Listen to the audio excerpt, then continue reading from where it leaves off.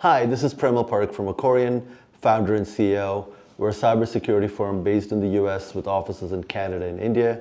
We help our companies think through their strategy around cybersecurity, compliance, whether it's PCI, high trust, SOC 2, ISO, the full alphabet soup, if you will, and then also think through their testing strategies, whether it's vulnerability scanning, pen testing, red teaming. What I want to talk about is the role of the CISO and the modern CISO, if you will.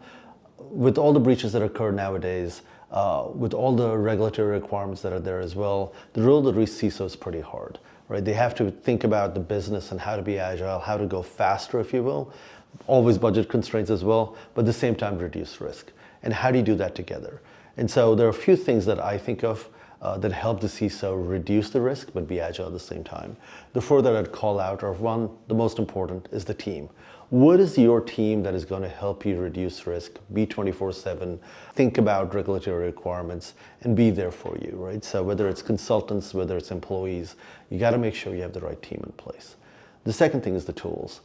There is a plethora of tools out there. There are more security tools than anyone ever needs. Trying to figure out which ones are right for you, making sure they're configured correctly, they give you the right overlap of risk, if you will, surface area management, and visibility becomes really important. So people, tools, those are the first two. The third thing is testing.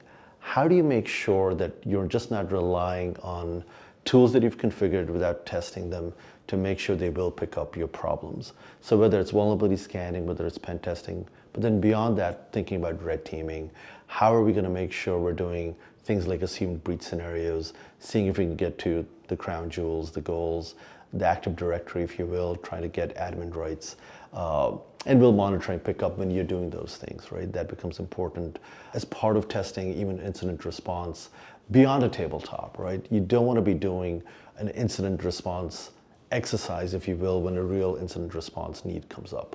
So how do you make sure you've done that, you've exercised those requirements up front?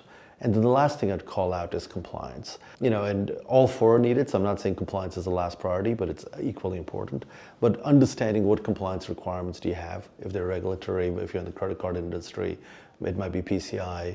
If you're in health, of course, it's HIPAA. But understanding the regulatory requirements, making sure you've matured up as a company from an assurance perspective to reduce the overall risk. So as a CISO, the four things I'd look at are the people side of things, the tool side of things, the testing, and then compliance.